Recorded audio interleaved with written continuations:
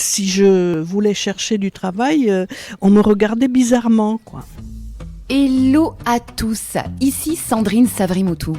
Bienvenue sur la Woman Mag, le podcast où nous explorons les parcours extraordinaires de femmes et d'hommes qui osent rêver grand, surmonter les défis et transformer le monde autour d'eux. Que vous soyez entrepreneur, artiste, professionnel ou simplement à la recherche d'inspiration pour progresser dans votre vie, cet épisode résonnera profondément en vous. Aujourd'hui, j'ai l'immense honneur d'accueillir Jarmila Buskova, une réalisatrice visionnaire qui incarne la résilience, le courage et la capacité à transformer les épreuves en force.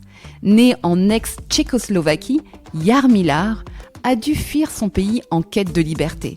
De Prague à Paris, en passant par New York et Venise, elle a construit une carrière dans le cinéma documentaire où elle raconte des histoires qui éveillent les consciences, éduquent et aussi libèrent. Mais cet épisode ne parle pas seulement de cinéma. Jarmila nous offre des leçons de vie universelles qui résonnent en chacun de nous. Comme par exemple, comment l'exil peut devenir une force pour voir le monde autrement ? Pourquoi écouter et raconter des histoires vraies peut changer les mentalités ?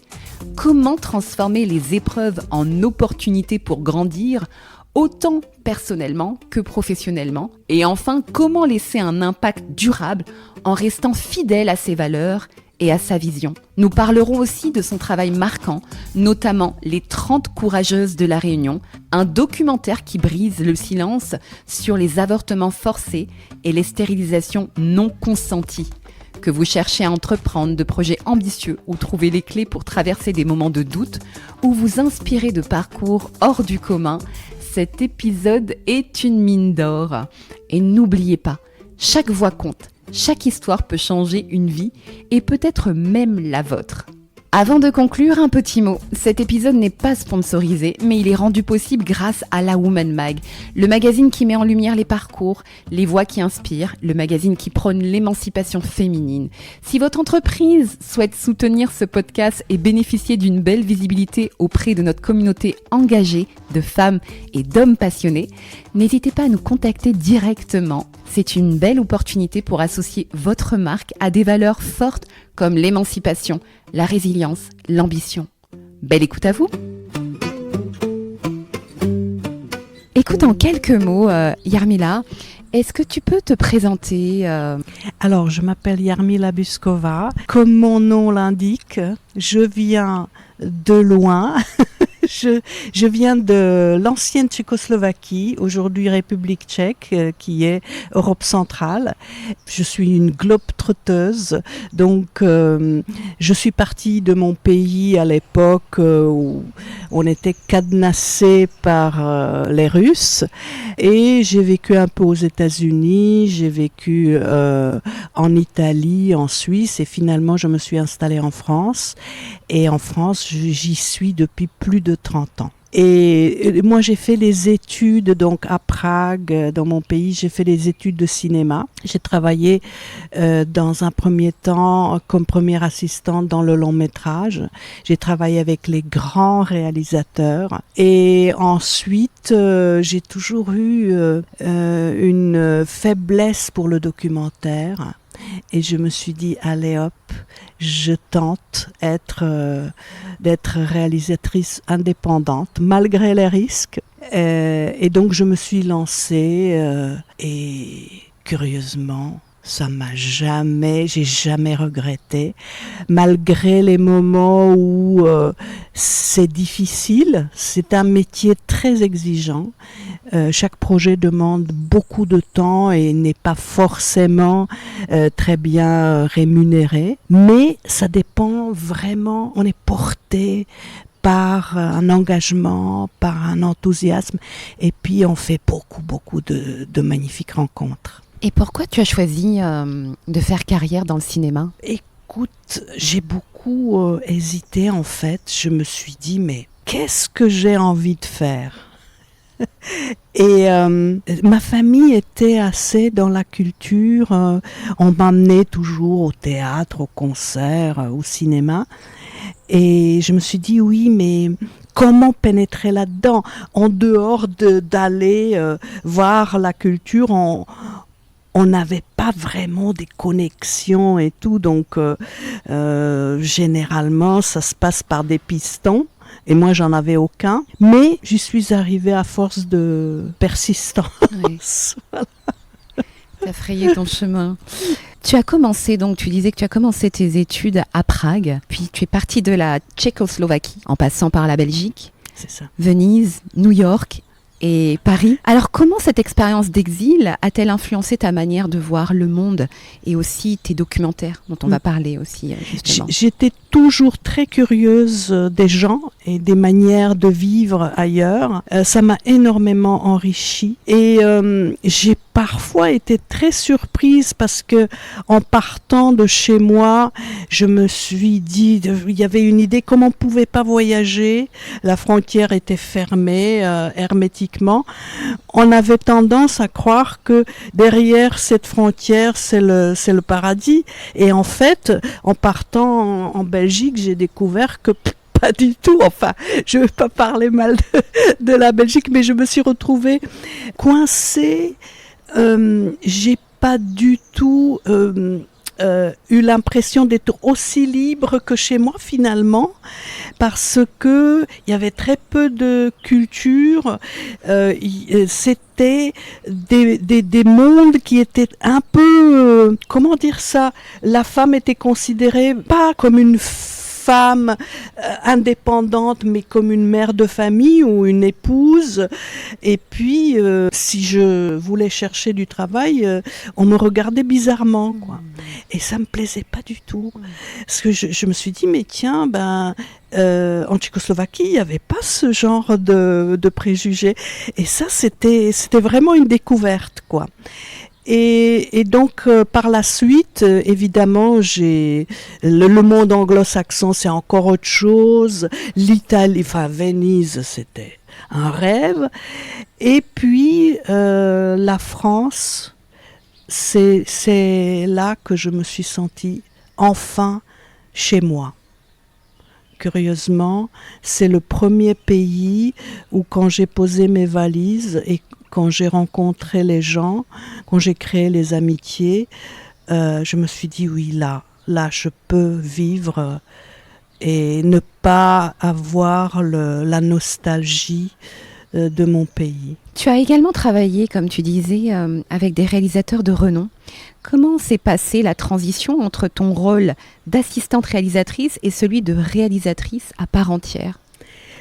Alors, c'est intéressant parce que quand on est... Moi, j'ai commencé avec des très grands, Miloš Forman, j'ai assisté sur le tournage de Valmont et c'était absolument incroyable. On a tourné pendant 7 mois dans les plus beaux lieux de France, dans les châteaux. Enfin, c'était magnifique. Et là, j'ai appris tellement de choses. C'était très très dur physiquement et même mentalement parce que comme l'équipe était composée de 4 nationalités, il fallait... Moi, j'étais obligée, comme assistante de réalisation, j'étais obligée de traduire en plus de ma fonction et j'avais la tête comme un computer donc c'était épuisant. Je me souviens de la fatigue que j'avais, pourtant j'étais jeune, hein, et pourtant je pense que c'est la plus belle expérience de ma vie parce que je me sentais grandir, je me suis sentie prendre de la bouteille, cette expérience, et en même temps voir ce réalisateur dont le visage s'illuminait quand il regardait les acteurs jouer. C'était pour moi une confirmation que c'est ça que je veux faire. Et donc, par la suite, j'ai évolué et avec l'âge, je me suis retrouvée avec les réalisateurs qui avaient quasiment le même âge que moi et qui en savaient moins sur le cinéma que moi. Et ça a cessé de me plaire parce que j'apprenais plus rien. Et du coup, là, je me suis dit, j'y vais, je me lance. Et j'ai vraiment... j'avais pas mal de chance dans le sens où on pourrait se dire, oui, c'est une étrangère... elle va jamais pouvoir raconter des histoires qui vont intéresser et en fait c'était l'inverse parce que j'avais les thématiques qui étaient assez originales et qui justement m'ont amené les producteurs des chaînes, etc. Et comment tu choisis tes thématiques justement? Parce que c'est des thématiques qui touchent beaucoup. Oui. Il faut absolument être passionné parce que ça demande un tel effort que si tu n'es pas passionné par l'histoire, tu laisses tomber. Ça m'est arrivé de laisser tomber les sujets ou parce que c'était trop difficile ou parce que ça cessait je me suis dit finalement c'est pas si intéressant que ça. Ça arrive parfois, mais pas souvent. En tant que femme dans l'industrie du cinéma, Yarmila, as-tu rencontré des obstacles liés à ton genre? C'est une très bonne question. Tu sais que pas vraiment. Dans ma propre expérience, j'ai jamais déjà, peut-être que c'est parce que j'avais la chance de tomber sur les gens qui étaient intègres et qui étaient évolués, tu vois. Mais j'ai plutôt eu de l'aide de la part des hommes que l'inverse. Alors j'ai eu aussi l'inverse, les gens qui m'ont mis des bâtons dans les roues, oui, mais comme c'était pas la majorité, j'ai un peu oublié, j'ai pas vraiment oublié, non. Je sais que le sexisme, ça existe beaucoup dans tous les métiers, mais au début quand je commençais, on avait tendance à croire que une femme ne pouvait pas aussi bien réaliser qu'un homme. Enfin bon, ce genre d'idées complètement saugrenues. Et il y a 2 semaines, j'étais à la fête de l'association des auteurs audiovisuels. Et le directeur de cette société a remarqué avec beaucoup de pertinence que au début, quand la société à sa création, il y avait une femme réalisatrice de documentaires parmi des milliers d'hommes. Et aujourd'hui, il y a à peu près 50 000 auteurs documentaires en France, y compris les hommes. Et les femmes sont majoritaires. C'est génial. C'est génial. Donc, on n'a pas le droit de désespérer. Avec ton travail, comment espères-tu contribuer à l'émancipation des femmes, que ce soit dans le cinéma ou ailleurs? Moi, je crois au cinéma et je crois beaucoup au cinéma documentaire. Je trouve que c'est un cinéma exigeant. J'ai rencontré des collègues qui sont tellement engagés, qui font tellement d'efforts, d'explication de la société, de recherche sur l'histoire. C'est vraiment quelque chose qui devrait être remboursé par les pouvoirs publics parce que c'est comme des enseignants, c'est comme des médecins, c'est vraiment, à mon avis, un métier d'utilité publique. Et je pense que, notamment, ce message d'émancipation des femmes, elle peut être très bien véhiculée par le biais du cinéma, que ce soit de fiction ou de documentaire. Et d'ailleurs, la preuve, ce merveilleux festival où il y a des films justement qui sont choisis par rapport à cette thématique, qui sont très différents et qui sont merveilleux. Et je trouve que ça vaut tous les discours. Quand on voit un bon film, on comprend tout de suite. Et ça nous fait évoluer, ça nous fait faire un bond en avant. Donc, si je peux faire passer un message, j'encourage tout le monde de venir voir les films. Et je pense que les gens vont se régaler. Quelle est ta touche personnelle ? On sait que ça va être un documentaire qui vient de ta part. Je pense que c'est l'empathie avec les gens. J'ai toujours eu un bon contact et souvent les gens me font assez rapidement confiance. Ils ont raison parce que jamais trahi personne. Je me sens engagée à partir du moment où j'entreprends quelque chose et où je m'engage à raconter l'histoire de quelqu'un. Je peux pas le trahir. Et je pense que c'est très très important. Et du coup, je pense que ma touche personnelle, c'est le fait que les gens s'ouvrent, qu'ils disent ce qui est enfoui en eux, qu'ils ont par exemple jamais raconté à personne. Ça, c'est des moments de grâce. Et aussi le fait que j'essaye d'aller au-delà d'une histoire personnelle pour éclairer en quoi elle peut expliquer le contexte d'un pays, l'histoire d'un pays, d'une économie, etc. On va faire un focus sur les 30 courageuses de La Réunion. Tu veux bien ? Donc un documentaire qui aborde un sujet très fort. Les avortements forcés, les stérilisations non consenties, c'est un projet important pour l'histoire de La Réunion. Alors pourquoi La Réunion ? Pourquoi ce sujet ? Alors, j'ai au départ travaillé avec un producteur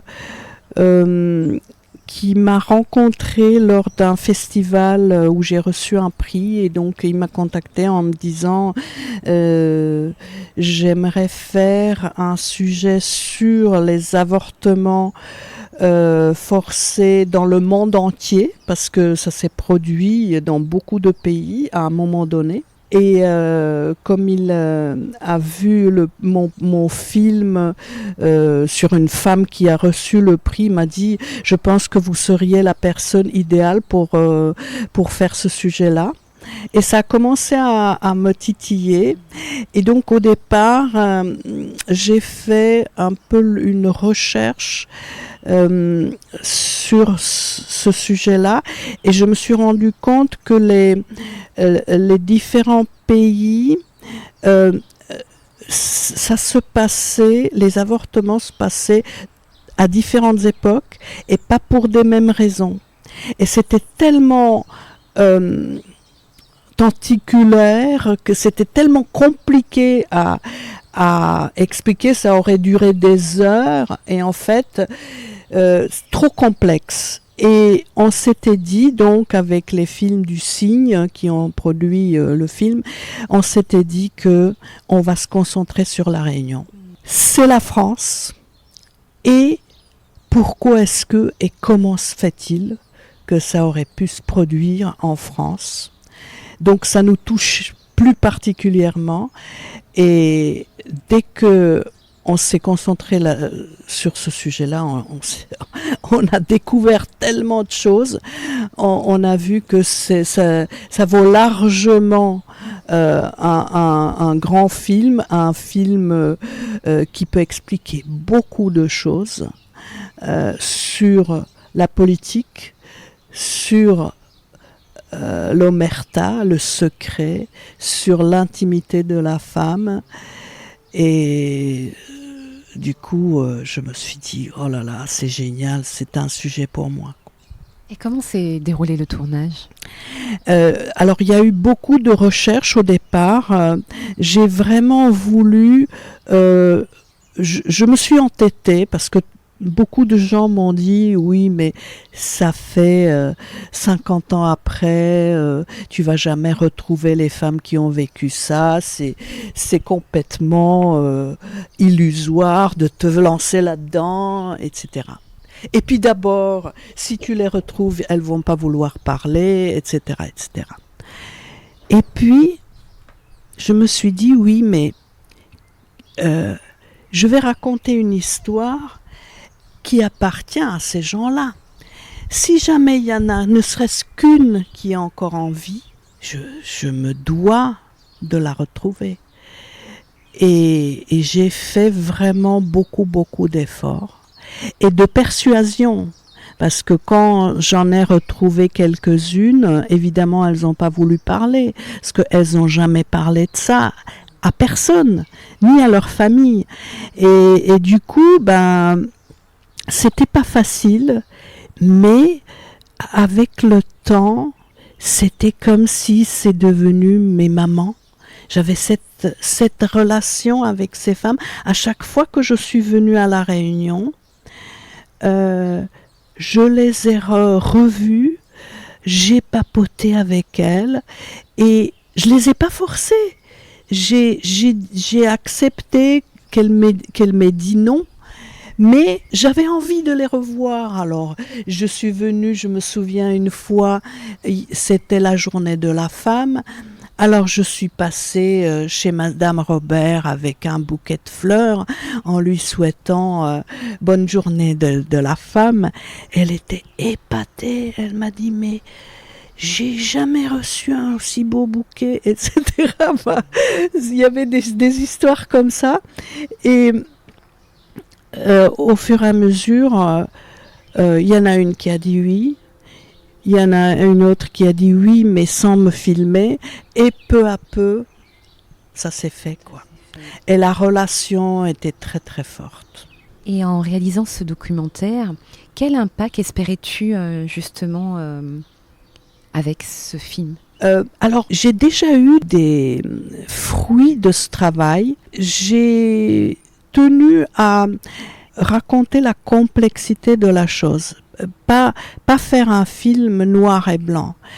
Et je trouve que cette complexité, on peut être engagé, mais moi, personnellement, j'évite de faire des films militants dans le mauvais sens du terme.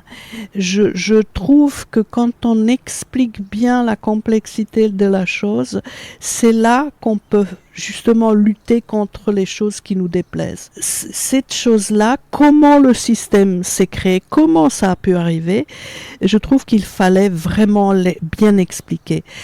Ça m'a appris beaucoup de choses. Et je trouve que ça a appris beaucoup de choses aussi aux Réunionnais, parce que j'ai eu des retours. J'ai fait plusieurs fois une tournée dans les écoles, dans les collèges, des lycées. J'ai eu des débats dans les cinémas. Et à chaque fois, je vois, les gens viennent me voir et ils me disent, mais déjà, on ne connaissait pas cette histoire. Et si on la connaissait, on ne savait pas un tel aspect. Et là, on découvre vraiment la totalité de la chose. Et ça nous apprend quelque chose sur notre pays. Et c'est formidable.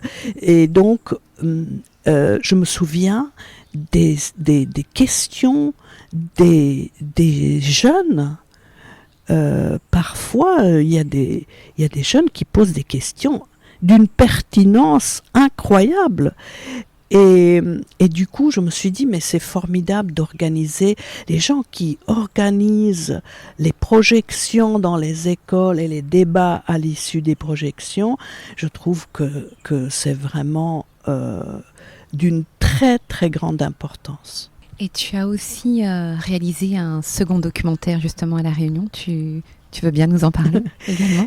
Alors, ça, c'est grâce à l'historien Raoul Lucas, qui est aussi un universitaire réunionnais, que j'ai donc connu lors du tournage des 30 Courageuses et qui explique dans le film l'historique de la chose, qui m'a parlé de Thérèse Baïf et qui m'a dit il faudrait faire un film sur elle. C'est une femme extraordinaire qui a fait beaucoup pour la Réunion. Et voilà. Et du coup, on est parti sur cette idée. J'ai rencontré Thérèse, j'ai vu son potentiel de charme, d'intelligence, d'engagement et de modestie en même temps. Donc je me suis dit, ça c'est une femme qui peut parler aux femmes, qui suscite beaucoup de confiance, qui a un don extraordinaire d'écouter et de dire juste ce qu'il faut pour aider une femme en détresse. Et je me suis dit, ça, si on arrive à recueillir son expérience, je pense que ça va aider beaucoup de femmes, et non seulement des femmes. Je connais déjà beaucoup d'hommes qui adorent ce film et qui le trouvent utile. On va venir maintenant sur des aspects un peu plus personnels, ta philosophie de vie. Tu as voyagé dans le monde entier, tu as travaillé également dans des contextes très variés. Quelle est ta définition du succès en tant que réalisatrice ? Ah là, alors là, tu me poses une question piège. Il n'y a pas de piège. Je pense qu'il n'y a pas vraiment un mode d'emploi.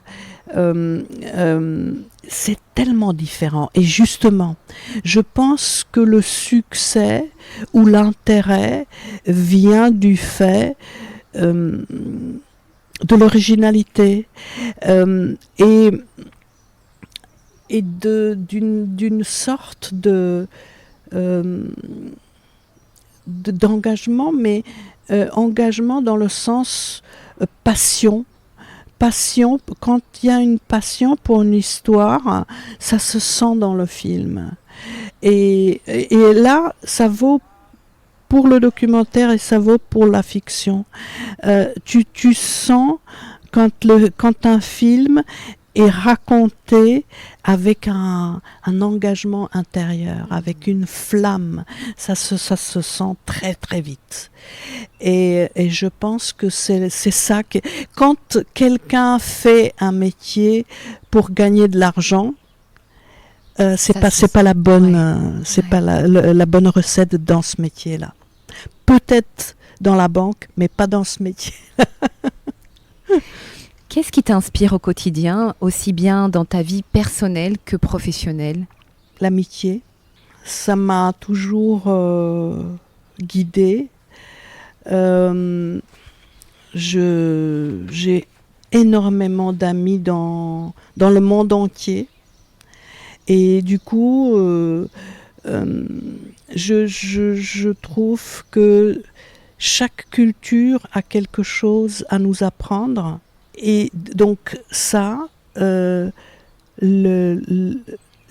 l'ouverture aux autres, et alors ça vaut aussi au genre, ne pas se limiter à un genre, ne pas se limiter à une vision du monde, à nos croyances, à nos convictions, être ouvert et pouvoir écouter. Je pense que c'est déjà quelque chose. Moi, ça m'a toujours fait évoluer, et j'avoue que par moments, j'ai aussi eu des blocages. Et quand j'ai réussi à écouter l'autre, à réfléchir sur ses raisons, parfois je me suis dit, mais pourquoi est-ce que tu es coincé comme ça dans un raisonnement alors que l'autre, finalement, il a autant de raisons que toi et je pense que c'est ça la clé du vivre ensemble et de l'acceptation que tout le monde n'est pas pareil, mais on peut toujours le comprendre et on peut communiquer, dialoguer et vivre ensemble. Est-ce que tu pourrais partager avec nous ta propre définition de la femme ambitieuse ? Je pense que les parents peuvent faire beaucoup. C'est souvent une question d'éducation.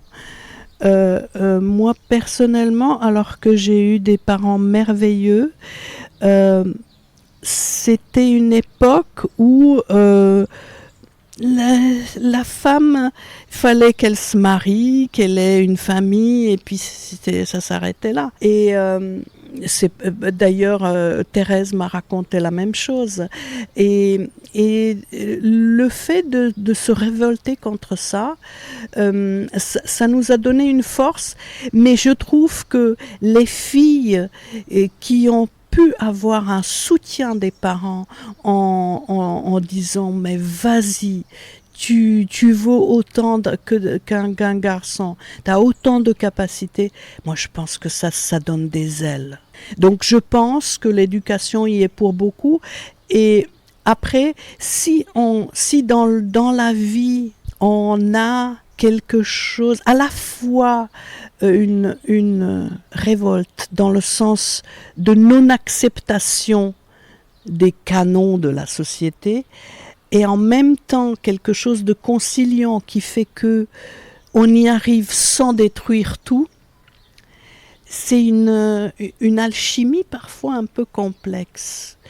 Mais je pense qu'on peut y arriver et les femmes sont intelligentes, elles sont fines. Et je trouve que ça va dans le bon sens. Heureusement, aujourd'hui, il y a eu un déclic.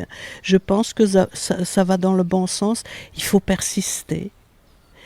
Et en même temps, il ne faut pas y aller avec trop de violence. Il faut vraiment être dans la réflexion de qu'est-ce qu'on souhaite, quelle société on veut bâtir et quelles relations on veut construire. Il faut sans arrêt réfléchir là-dessus. On arrive à la fin de notre interview, Jarmila. Quel message souhaiterais-tu faire passer aux personnes qui nous écoutent en ce moment ? J'aimerais bien, si je peux donner une étincelle de bonne espérance, d'énergie, d'optimisme, je serais vraiment heureuse. Si les femmes, les jeunes, les hommes voient n'importe quel de mes films et s'ils y apprennent quelque chose, ce serait vraiment le comble de bonheur pour moi. Je voudrais saluer les Réunionnais et les Réunionnaises en particulier et leur dire que je les aime. Un grand merci à toi, Jarmila, pour ce moment de partage. Merci beaucoup. C'est moi qui te remercie.